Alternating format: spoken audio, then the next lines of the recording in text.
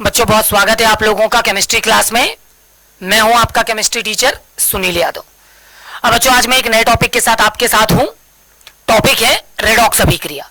बच्चों रेडॉक्स अभिक्रिया की कुछ टॉपिक के अंदर मैंने प्रश्न लिए हुए हैं। सबसे पहला प्रश्न मैंने जो लिया बच्चों वो मैंने आपके सामने लिया हुआ है, संयोजकता किसे कहते हैं। आज मैं आपको संयोजकता के संदर्भ में जानकारी दूंगा, आपको बताऊंगा संयोजकता क्या होती है। बच्चों इसके अलावा मैंने आपको अगला प्रश्न लिया हुआ है, ऑक्सीकरण अंक किसे कहते हैं। मैं आपको आज ऑक्सीकरण अंक की जानकारी दूंगा और बच्चों साथ ही आपको बताऊंगा कि ऑक्सीकरण अंक हम किस तरह से निकाल सकते हैं। बच्चों इसके अलावा मैंने तीसरा प्रश्न आपके सामने लिया हुआ, लवण सेतु क्या है। लवण सेतु क्या है या किसे कहते हैं, मैं आपको इसका निर्माण कैसे होता है और इसके जो भी उपयोग है उनके बारे में आपको जानकारी दूंगा। तो बच्चों आज के ये महत्वपूर्ण प्रश्न मैंने आपके सामने लिए हुए हैं। हम स्टार्ट करते हैं संयोजकता से। तो बच्चों चलिए सबसे पहले संयोजकता के बारे में जानने की कोशिश करते हैं। संयोजकता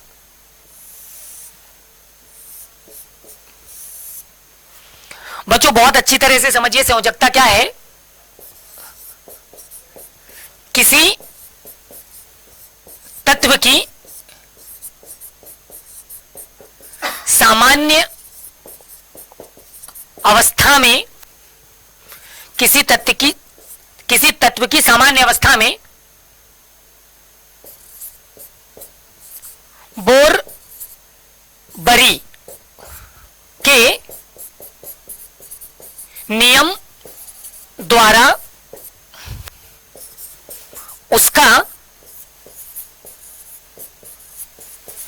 इलेक्ट्रॉनिक विन्यास प्राप्त कर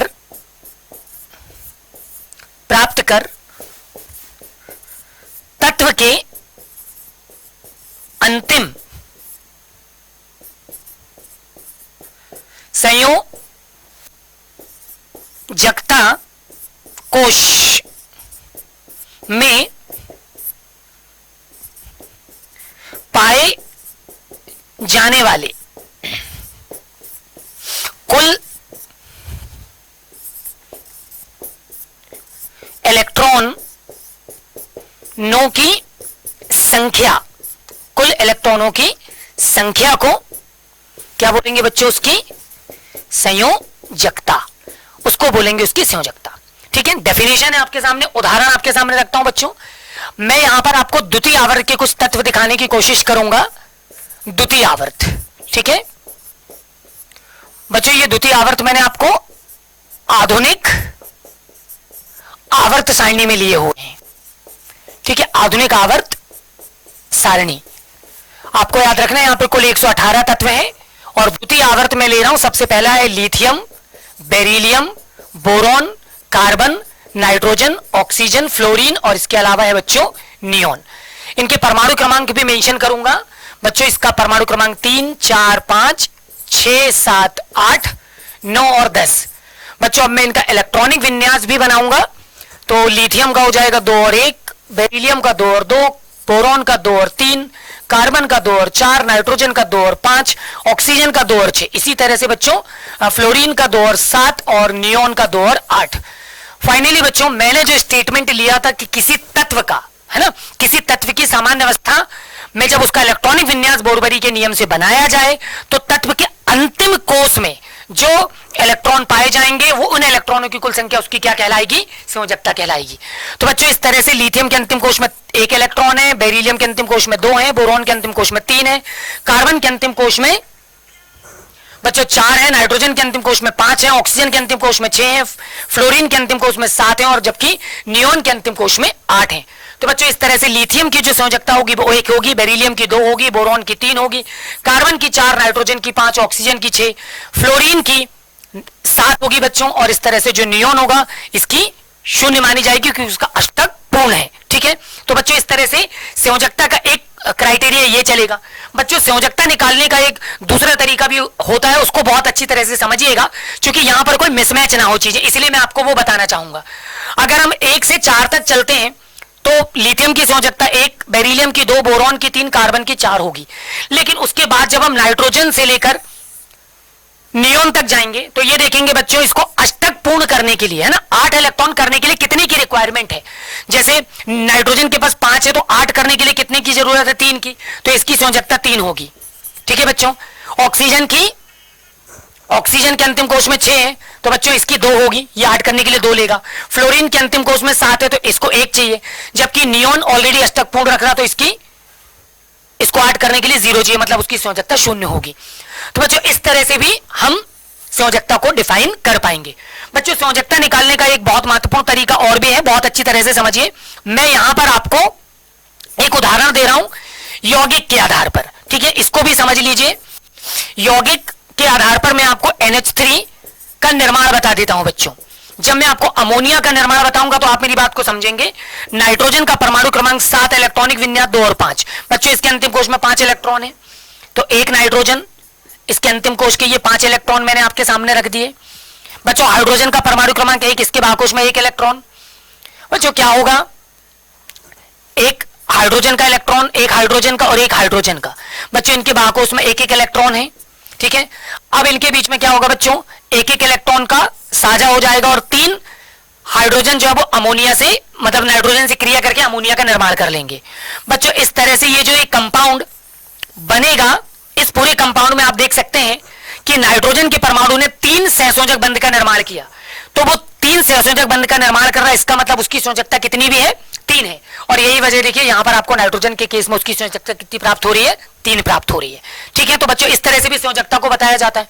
बच्चों इसके बाद जो अगला टॉपिक है वो ऑक्सीकरण अंक, तो जल्दी से समझिए। ऑक्सीकरण अंक या बच्चों आप इसको संख्या भी कह सकते हैं, ऑक्सीकरण अंक या संख्या क्या होती है।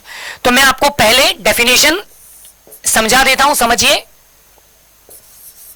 किसी तत्व के परमाणु द्वारा इलेक्ट्रॉन त्यागने या ग्रहण करने पर तत्व के ऊपर जो आवेश उत्पन्न होता है, तत्व के ऊपर जो आवेश उत्पन्न होता है, उस आवेश के संख्यात्मक मान को, उस आवेश के संख्यात्मक मान को ही क्या कहेंगे बच्चों, हम कहेंगे ऑक्सीकरण संख्या, या इसको बोलेंगे ऑक्सीकरण अंक। ये कहलाएगा ऑक्सीकरण संख्या, ऑक्सीकरण अंक। बच्चों मैं अब आपको जल्दी से उदाहरण देना चाहूंगा, उदाहरण बहुत अच्छी तरह से समझिए। बच्चों जैसे कि मैंने सोडियम लिया, परमाणु क्रमांक 11, इलेक्ट्रॉनिक विन्यास 2, 8 और 1। बच्चों मैंने मैग्नीशियम लिया 12, 2, 8 और 2। बच्चों मैंने एल्यूमिनियम लिया 13, 2, 8 और 3। तो बच्चों सोडियम के बाहुकोश में 1, मैग्नीशियम के बाहुकोश में 2 और एल्यूमिनियम के बाहुकोश में 3। तो बच्चों इनमें प्रवृत्ति होगी कि ये इलेक्ट्रॉन को त्यागेंगे और सोडियम 1 इलेक्ट्रॉन त्याग कर अपने ऊपर 1 धनावेश उत्पन्न कर लेगा। मैग्नीशियम 2 इलेक्ट्रॉन त्यागेगा, अपने ऊपर 2 धनावेश उत्पन्न कर लेगा। एल्यूमिनियम बच्चों 3 इलेक्ट्रॉन त्यागेगा और अपने ऊपर 3 धनावेश उत्पन्न कर लेगा। इस तरह से इन पर ये जो धनात्मक आवेश उत्पन्न हो रहा है ना बच्चों, ये जो संख्यात्मक मान आपको प्राप्त हो रहा +1 +2 +3, ये ऑक्सीकरण अंक है। ठीक है, इलेक्ट्रॉन त्यागने पर। बच्चों ग्रहण करने का केस देखिए, केस नंबर 2। ठीक है, ये दूसरा उदाहरण है। दूसरे उदाहरण में मैंने ले लिया फ्लोरीन 9, इलेक्ट्रॉनिक विन्यास 2 और 7। बच्चों ऑक्सीजन 8, इलेक्ट्रॉनिक विन्यास 2 और 6। बच्चों इसके अलावा मैंने ले लिया नाइट्रोजन 7, इलेक्ट्रॉनिक विन्यास 2 और 3, 2 और 5। ठीक है बच्चों, तो आप देख सकते हैं कि फ्लोरीन को अपना अष्टक पूर्ण करने के लिए केवल 1 इलेक्ट्रॉन की आवश्यकता है 8 करने के लिए, तो ये 1 इलेक्ट्रॉन ग्रहण करके अपने ऊपर 1 नेगेटिव चार्ज बनाएगा। ऑक्सीजन 2 इलेक्ट्रॉन ग्रहण करेगा अपने अष्टक को पूर्ण करने के लिए, तो ये ऑक्सीजन जो है ये O-2 बनाएगा। इसी तरह से बच्चों नाइट्रोजन 3 इलेक्ट्रॉन ग्रहण करेगा अपने अष्टक को पूर्ण करने के लिए और ये अपने ऊपर -3 आवेश लाएगा। इस तरह से इलेक्ट्रॉन ग्रहण करने पर इन तत्वों के ऊपर जो ऋणात्मक आवेश का संख्यात्मक मान प्राप्त होगा बच्चों, ये भी क्या कहलाएगा, उसका ऑक्सीकरण अंक कहलाएगा। ठीक है बच्चों, एक महत्वपूर्ण 2 पॉइंट और भी हैं, वो भी देख लीजिए। अगर मान लीजिए मैंने यहां पर ले लिया जैसे कि सिलिकॉन ले लिया, ठीक है ना, इसका परमाणु क्रमांक है 14, इलेक्ट्रॉनिक विन्यास 2, 8 और 4 हो जाएगा। बच्चों जिनके अंतिम कोश में 4 इलेक्ट्रॉन होंगे उनमें आवश्यकता के अनुसार वे इलेक्ट्रॉन को त्याग भी सकेंगे और आवश्यकता के अनुसार वो इलेक्ट्रॉन को क्या भी कर सकेंगे बच्चों, वो ग्रहण भी कर सकेंगे, ठीक है। मतलब इनमें दोनों प्रकार की प्रवृत्ति पाई जाएगी।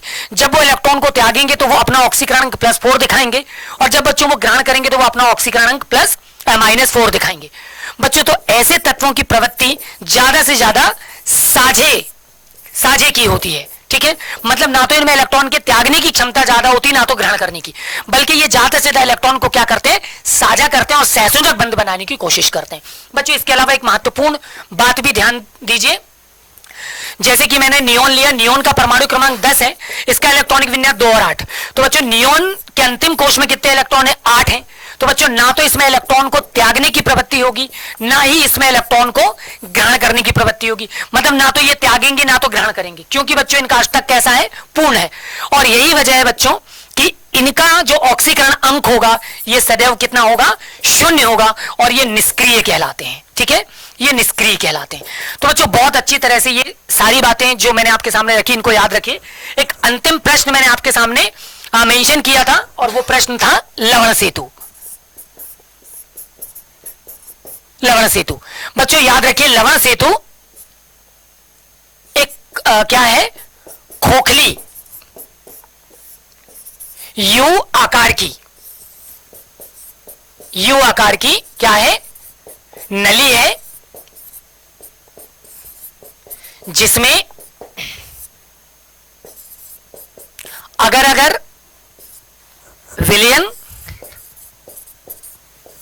एवं KCl है ना का मिश्रण अर्ध ठोस